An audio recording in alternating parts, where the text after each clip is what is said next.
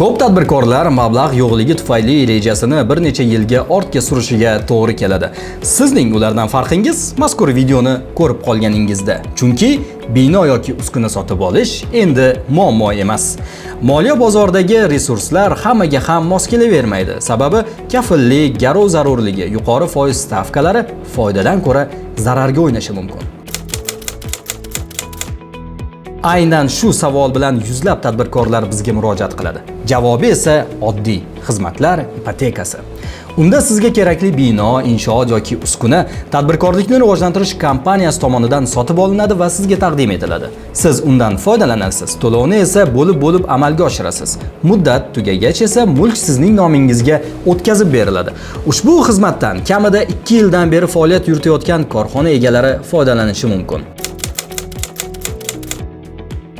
Agar siz kamida 15 nafar xodimi bor, yillik daromadi 6 milliard so'mdan ko'proq bo'lgan kichik yoki o'rta biznes egasi bo'lsangiz, 5 milliard so'mgacha yordam ajratiladi.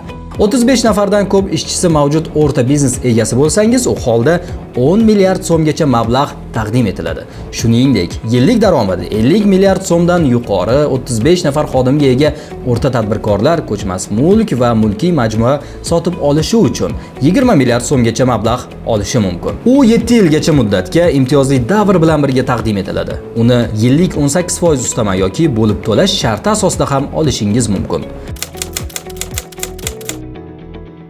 Avvalroq xabar berganimizdek, endi xizmatdan foydalanish uchun istalgan vaqtda ariza topshirishingiz mumkin. Buning uchun esa saytimizda taqdim etilgan anketa namunalarini to'ldirib, ushbu elektron manzilga yuborishingiz kifoya. Shundan so'ng loyihangiz ko'rib chiqiladi, iqtisodiy jihatdan asosli va ishonchli deb topilsa, kompaniya siz uchun kerakli uskuna yoki binoni sotib oladi. Yanada batafsil ma'lumot uchun 71 kodi bilan 205 57 57 raqamiga qo'ng'iroq qiling.